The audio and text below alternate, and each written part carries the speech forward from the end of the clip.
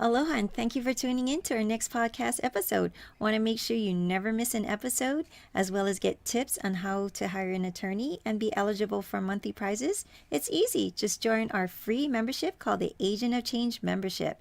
Text your name and your email to area code 808-670-3400. Make sure you text back agree.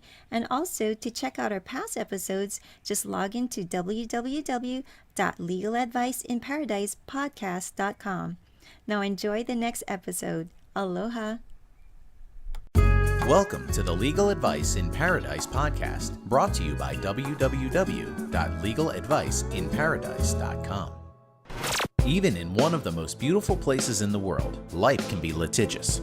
On this podcast, the best and brightest legal minds gather to help you navigate your way through every legal question you may face. This program will help you know your rights, know what steps to take, and help you find the best legal representation, all in simple, easy to understand terms. And now, here's your host, Justine Gronwald.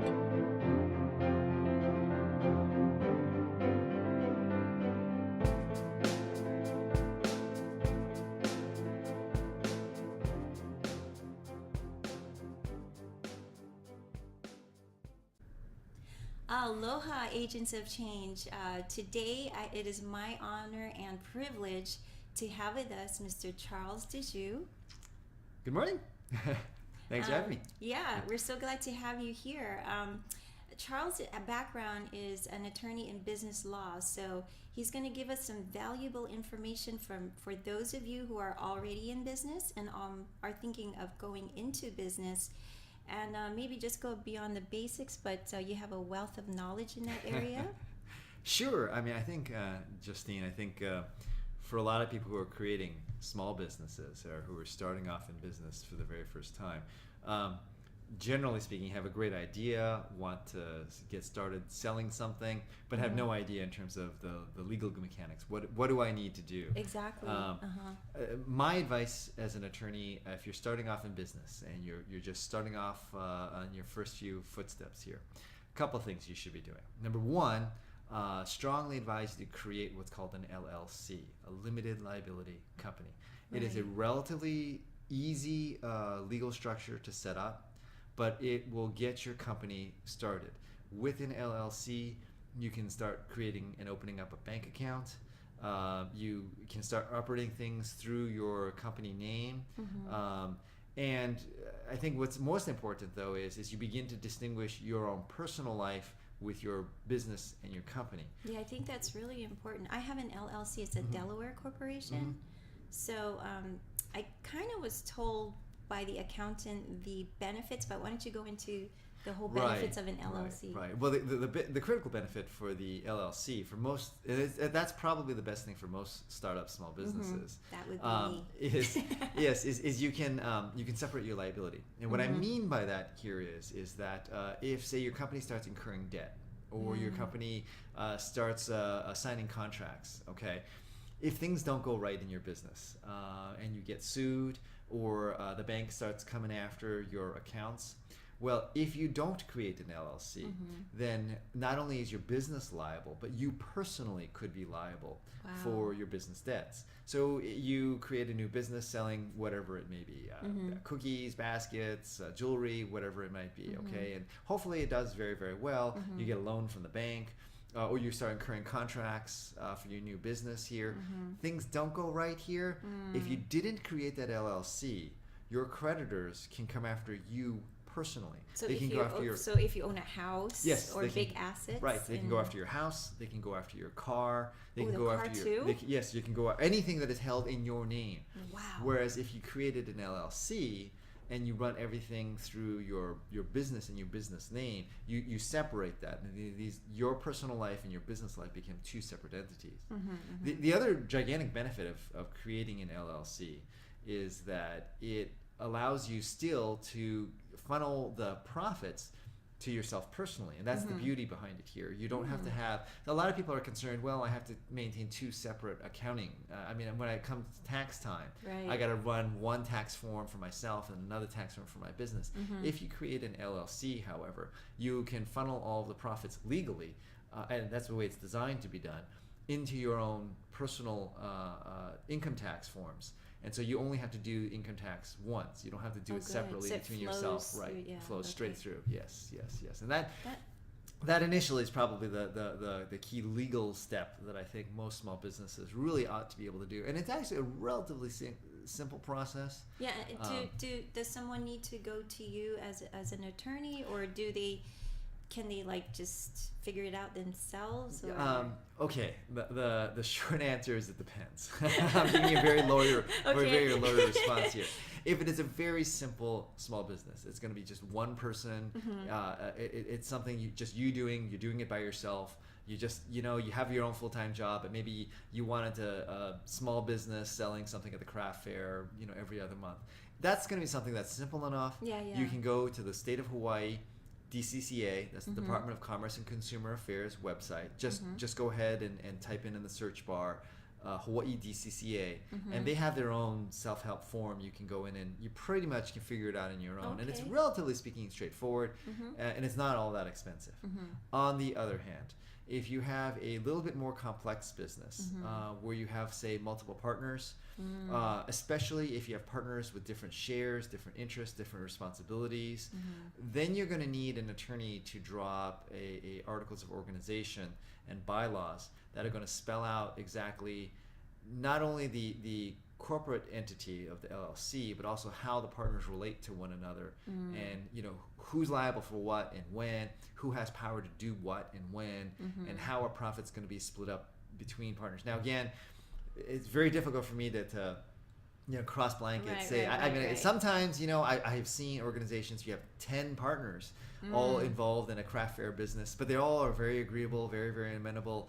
Maybe you don't need it. On the other hand, I've seen very small, simple organizations, only 2 people, but they bicker, they're not 100% certain, and then I've heard so many nightmare stories. It can end relationships. Right. If you get in partnership with family can be very difficult. And I guess what you're saying is that you want to spell things out as clearly as possible in the beginning, so there's no misunderstanding later on. And I'm thinking, because you're the advocate as an attorney, you can sit down as an unbiased person and just spell it out. Okay, this is what's going to happen, instead of the 2 trying to figure it out on their own, and in the end it could bite them in the behind. Right. And I just think, ironically, it tends to be businesses that either do very, very well or do very, very poorly that wind up in these problems. And what I mean by that here is that when a business is just kind of sort of breaking even or barely making a profit, well, there's not much to fight over. Right. People at the end of the day are okay. It's whatever. You're not It's making much paying money. the bills. Yes. But it's when the company really takes off and actually starts generating a lot of money, that's when you have sort of division come in, disagreement come in, and of course, I hope every small business is in that category. The other category, unfortunately, things is when that happens when it goes really badly. The business starts losing money. So they start pointing fingers, and you're worried about bankruptcy. You got liability. The banks start coming after you here. Everybody starts pointing fingers, and then you have a lot of acrimony between the partners. And so again, that's why I would admonish anybody who's creating a small business, starting a small business for the first time. Really sit down and think about it here. Especially when you have partners. Yes. Especially when you have partners. So when people come to your office and they sit down with you for the first time, Charles, what do you expect from them, as far as, do you expect them to have a business plan or just a general idea? What would help them and you to kind of like condense everything instead of just like coming on there and saying, I don't know what I need, and you got to start from scratch. What would you recommend? Well, I think for me, knowing the business plan is helpful to me, but obviously as an attorney, I'm not going to be running your business. That's the entrepreneur's drive. That's something you got to create. What's helpful for me as a business attorney is a better understanding of how do you want to split the profits and the losses. That's important. It is, and a lot of times people oftentimes don't. I'm very frequently surprised how little people think about that. I wouldn't have. Oh my goodness! Now you just brought that up. No, I don't have a partner. I'm a lone ranger right now, and so. But it'd be good for me. Say I grow and I want to take on a partner. That's really important. Yes, it is. And the probably the single most common breakdown where people don't really understand how to break things out between partners is what's I see very commonly happen is one partner will bring me in more money, but another partner will bring in more work. Or put in more there labor. needs to be the two sides though. One is like the engine, the other one's is the mouthpiece to get more business in. So that's where you have to figure out whose role is what. Right. So then the person out there hitting the pavement trying to get people, the marketing part can say, hey, I did all this, but here's a guy in the back office doing all the accounting and trying to keep everything together, and probably will be the one communicating with you because they're the ones that's their gift, that's their skill set, not going out and maybe cold calling or whatever. So that's where you come into right. And as a business attorney, I can write contracts, I can write the articles of organization any which way a business partner wants to do it here. And in addition to what you were just highlighting here, back office guy versus the front office guy or gal, there's also the difference between a person who just brings in as an investor versus somebody who has the concept but no capital. How do you break that out too? What happens if somebody is willing to invest a lot of money in your business but doesn't want to do any work? I just I'm going to give you X amount of dollars they need each other. And they need each other, right? How do you want to split that up? Again, as a business attorney, I can slice, dice, and put it however anybody wants it. But if the business person themselves don't have a good concept, it's very difficult. It becomes very difficult for me as an attorney to try and parse it out for them. Now, the most common thing that people tell me is, well, we just want everything 50-50. Which is fine. I was going to ask you that if it's commonly 50-50, and then I watch Shark Tank. Yes. And then so if they can keep 51%, that gives them more of the leverage. That 1% makes a whole bit of difference. Right. So maybe touch on that 50-50. Well, what you're alluding to here is who controls the company in terms of how do you make the decisions. Right. If you control 51% of the equity of any business, you call the shots. And what that means is in terms of business decisions on how the direction of the company goes, marketing, expenses, where you locate your stores, all of that is determined by whoever has 51% control. Now, that doesn't mean profit sharing. Okay, generally speaking, if somebody has 51% control and another person has 49% control, the person who has 51% control, yes, can make all the decisions. But when profits are generated, usually, unless you wrote something different, the profits are still going to split 51-49. So the person who has 51 doesn't get 100% of the profit, only 51% of the profit. Okay. Let me switch over to somebody who's already in business. And is there anything you could tell the audience out there who already own a business? What do you find when people come into your office? They already own a business. What's the most common problem they have coming to you to fix maybe something that already exists? What do you find? Like maybe breach of contract or something like that? Yes. I think the most common ones would be breach of contract, usually dealing with an outside vendor. And the other common, I think, hiccups we have, I guess, in business law generally is with loans. They incur debt of some sort, sometimes with a financial institution, but very often debt owed to family, friends, outside investors. And the most stickiest ones out there is debt where it was kind of done on a handshake. It wasn't written down.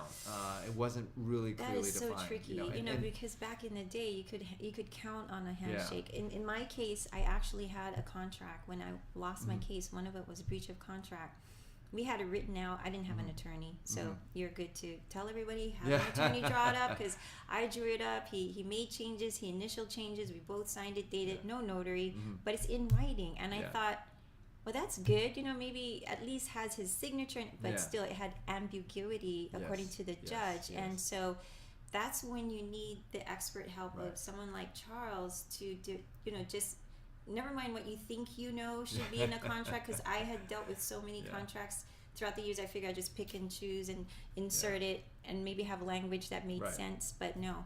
You need to invest it. Don't go the shortcut, because it'll cost you. Yes, in the long term, it'll cost you a lot more. The last one, actually, I would just also raise that I think businesses sometimes have hiccups, and not quite run as smoothly as they want. The other area is taxes. And you know, that's something just pay attention to. Pay your taxes. I know everybody hates paying taxes, but the government is always going to get its share. The government is always going to go after you, and is always going to have what's called first priority.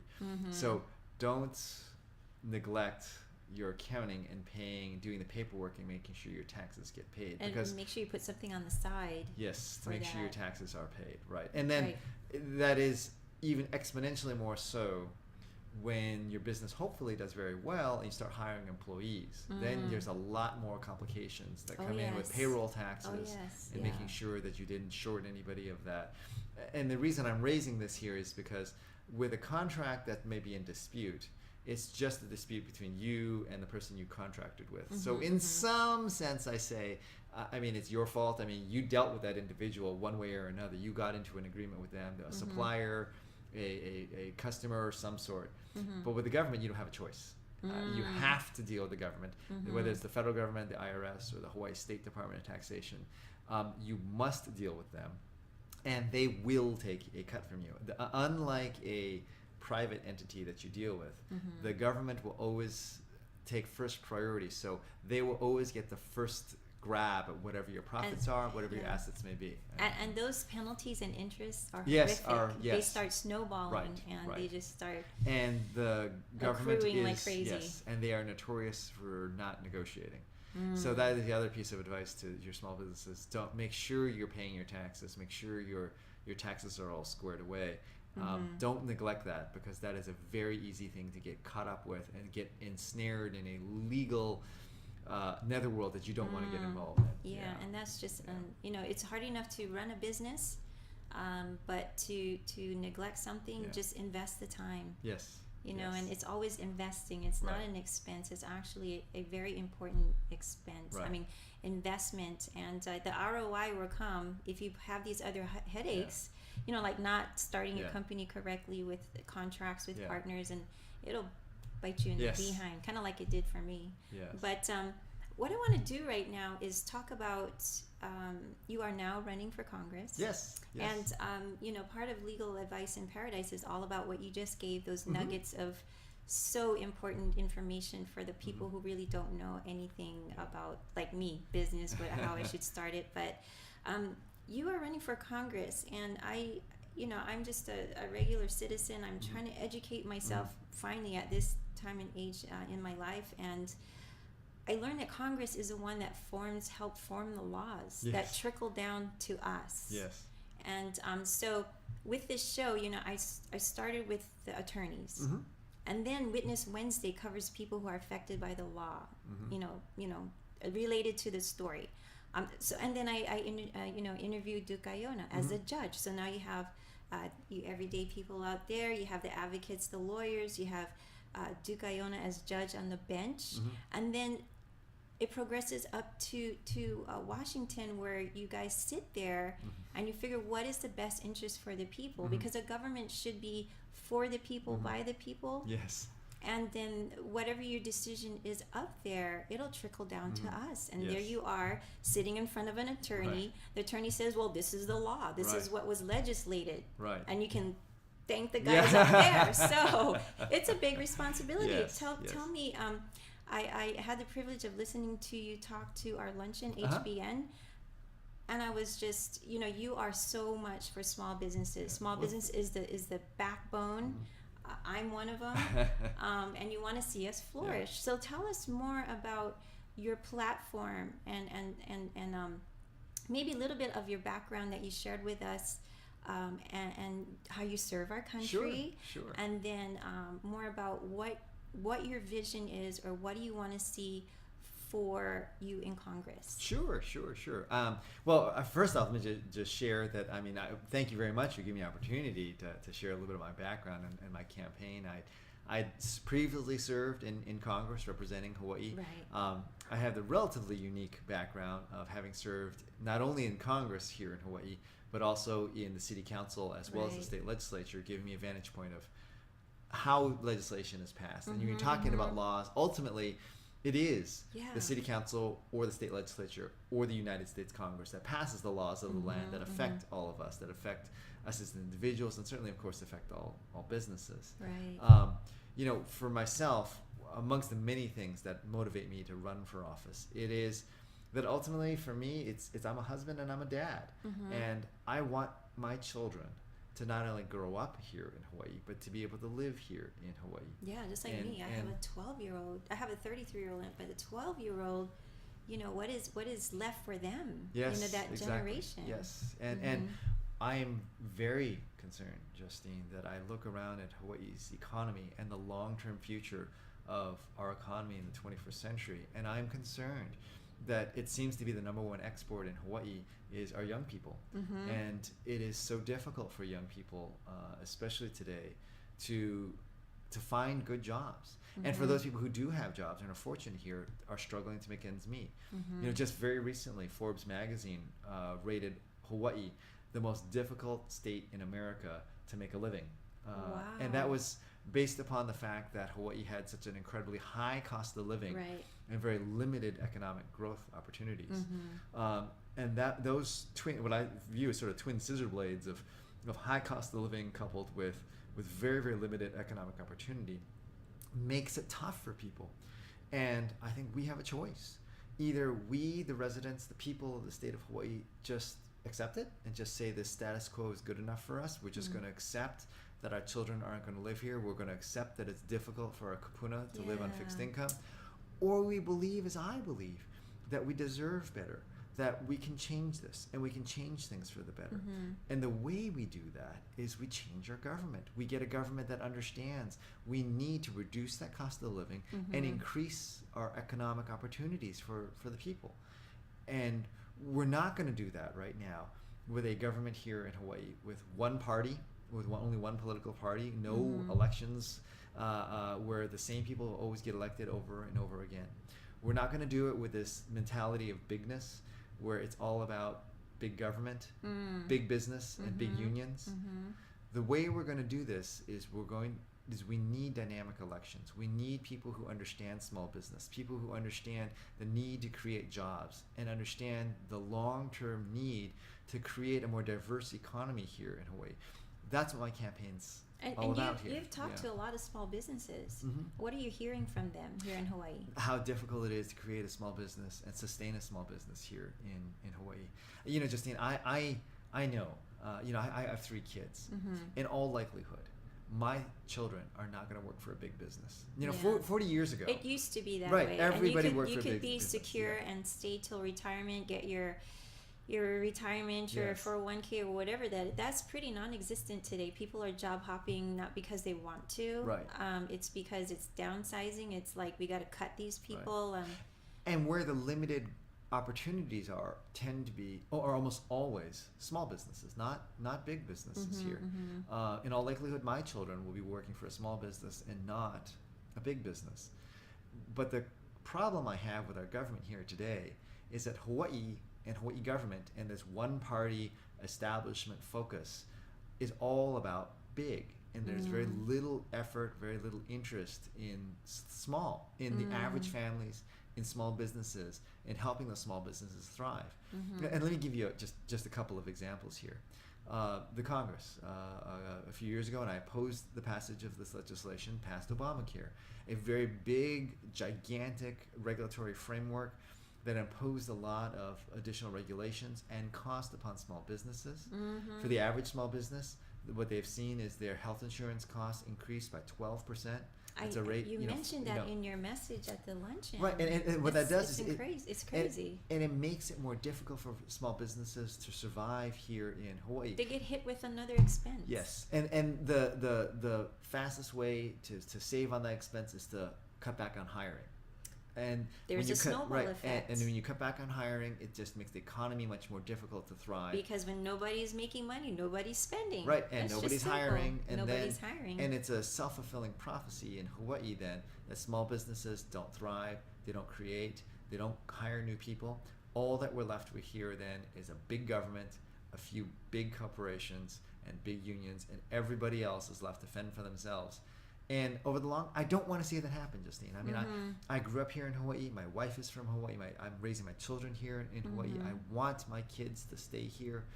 But in order to make that happen, we've got to change the thinking of our government. We've got to change it away from big and change it towards average people, small businesses here.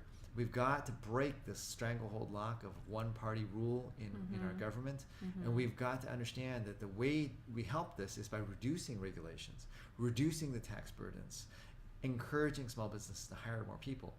But I am so afraid, Justine, that I look around at all the incumbents currently in office, whether it's in our current congressional delegation or the governor's office or the legislature or the city council, and all they're interested in is taking care of the incumbents in power. All they're interested in is taking care of the gigantic unions and the gigantic corporations, and pay very little attention to the average family, pay very little attention to the young people trying to get up and make it, pay very little attention to our senior citizens struggling to make ends meet on a fixed income. And so that's what motivates me to in part, to run for office here. Why we need so much change in Hawaii. And what you brought up too, and Duke did also, is the poor voting numbers from the last election. Yes. And we celebrated Memorial Day, and Duke brought up, and you brought up in your speech, don't let those people who sacrificed the ultimate sacrifice to go in vain. I mean, they are fighting for our freedom. And a lot of even registered voters are so apathetic. I mean, how hard is it to mark your calendars and go out and vote? And talk about the need to vote, because I was just floored at the small percentage of people. We have like 1-something million people here, and last night Duke brought up numbers from the last election for what he was running for, I believe, but 400-something registered voters and only 200-something voted. I mean, I'm like, why, people? We live on a small island. You got the day off to go vote. Take the time, mark it in your calendar. Put a big thing in your morning mirror. Go vote. I don't know. It just floors me. And then the thing is, and I'm just speaking for myself. There's people rallying and complaining about but let's go see if they voted. Because if you didn't vote it, then you better change that. Because no vote, no grumble.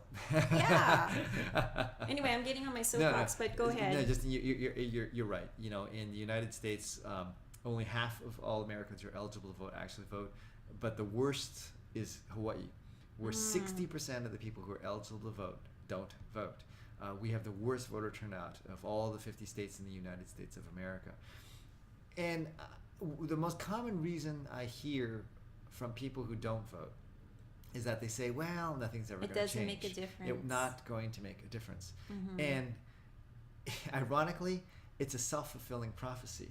If you don't vote and all your friends and your peers don't vote because you think nothing's ever going to change, you self-fulfill that, and nothing ever will change, because the only people who do vote are the individuals who have a vested interest in maintaining the status quo, in keeping Hawaii very limited, keeping our structure where it's very difficult to make a living. And sure enough, lo and behold, we get the government that we deserve. Justine, maybe let me just real quickly share with you that I served our country in Afghanistan with the U.S. Army. And for me, when I was in Afghanistan and the United States, we went in and we started voting, and we allowed people to vote. Interacting with a lot of the Afghan peasants, for them it was a amazing experience to just be asked, what do you want your government to do for you? For them it was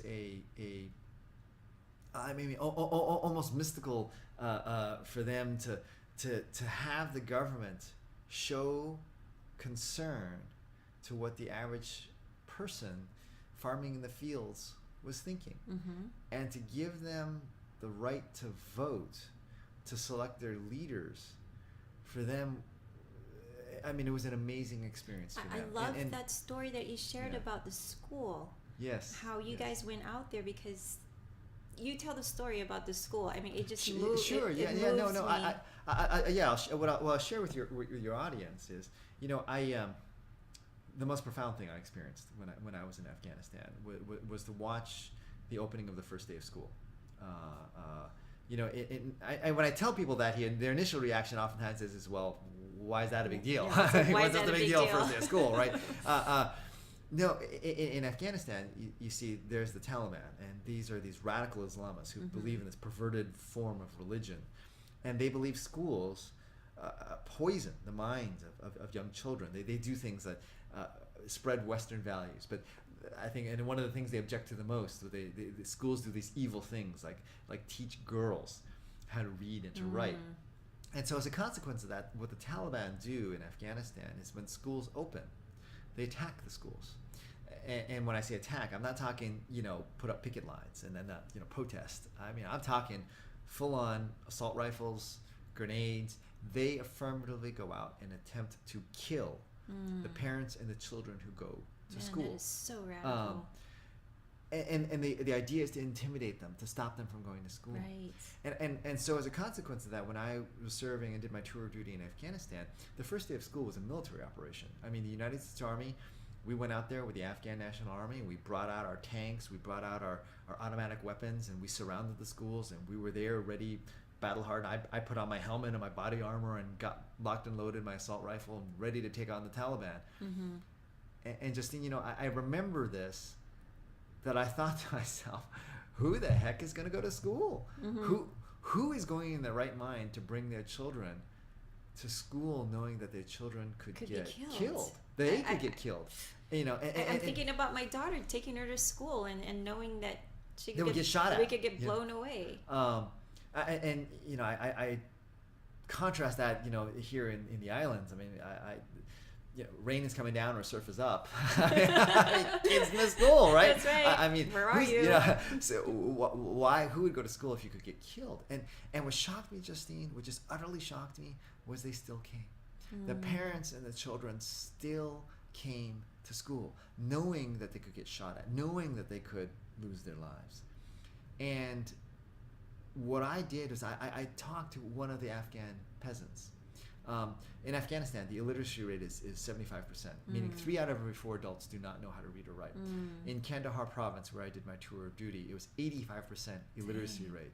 Yeah. And I remember talking to this Afghan peasant, this farmer. Couldn't read, he couldn't write. And he was bringing his children to school. And I remember talking through a translator, sir, why? Why do you bring your kids here to school? Don't you realize the Taliban could come? Don't you realize you could get shot? Don't you realize you could die? And I remember this Afghan peasant, this illiterate Afghan peasant, turning to me and talking to me and telling me, Mr. American, I've lived through some very terrible times. I have personally lost all hope. I've seen the overthrow of the monarchy.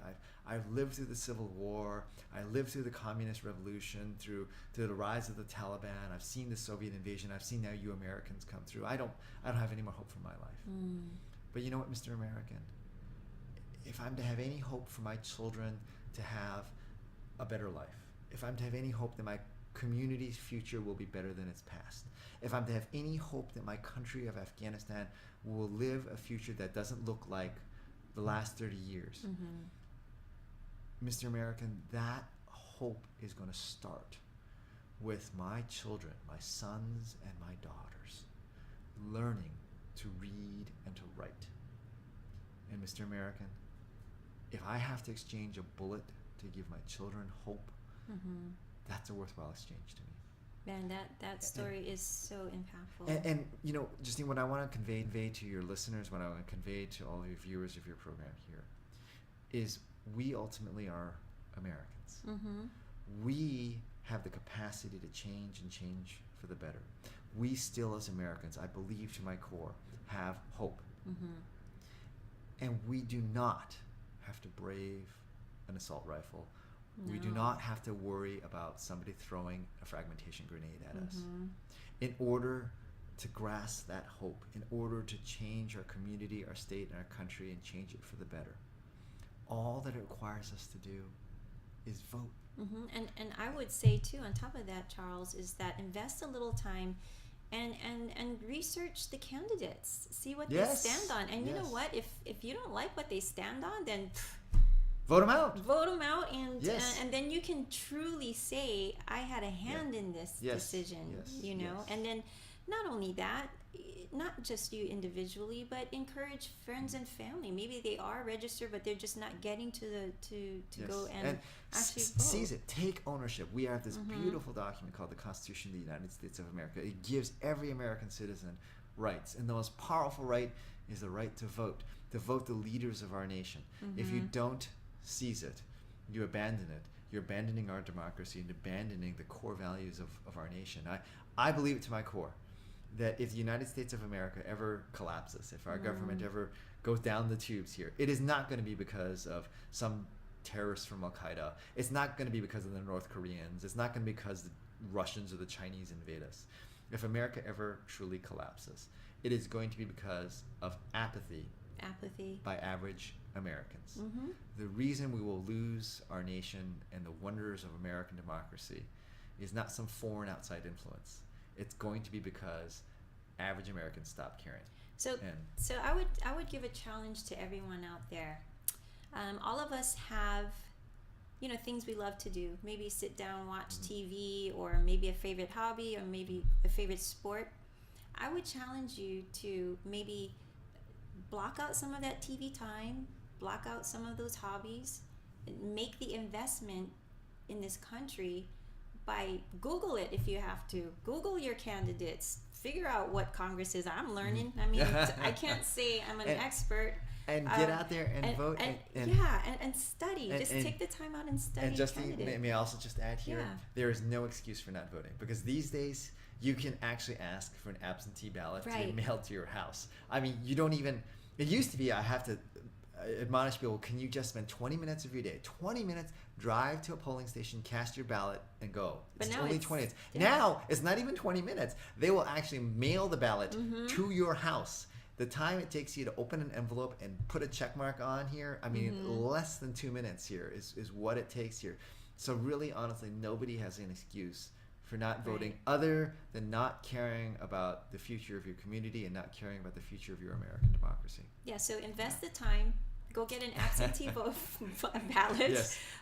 Put it in your calendar. Okay, I'm going to block out, the 10 minutes to go get and I'm going to block out a couple of minutes to vote. But block out time to study the candidates and see who's out there. And then you can say, hey, I didn't know that person stood for this or that. Wow, this is blowing me away. And so find out what the other candidate thinks, and you pick the one that you feel you want in government because it's your government.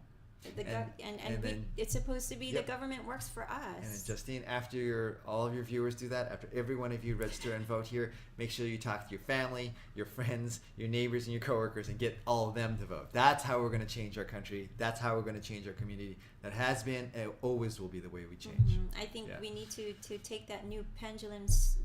We've been apathetic for a while. Yes. I can say I'm guilty of that. Like whatever. But I now you don't have an excuse. You've talked to me. I don't have an excuse. But you know what? As a small business owner, I mean, what we started with, the business, and we can do all the things that need to be done to become a business. But how do we thrive? How do we survive? How do we? People are already asking me, well, Justine, if you need help, and I said, wow, I'm not.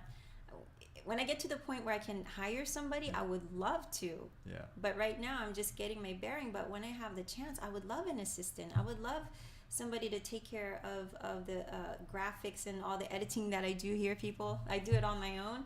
Give it to somebody else. Outsource it. Have them get an income. But it'll help when you guys are helping us to stay open. Yes. And keep doing what we're doing. Absolutely. So Justine, best wishes with your business. I want to see you thrive and survive here. I want you to get so big, you have so many employees, and you have so much money, you don't know what to do with it here. That'd be good. But Charles, I thank you so much, because we just met last week Thursday, and you said yes right on the spot. I'm like, thank you, God. But anyway, thank you very much. Well, thank you very much here. Best wishes here. And then to the video land, we do the shaka in the video, and in the audio we say aloha. Aloha. All right. Thank you for listening to the Legal Advice in Paradise podcast. For more information, visit www.legaladviceinparadise.com.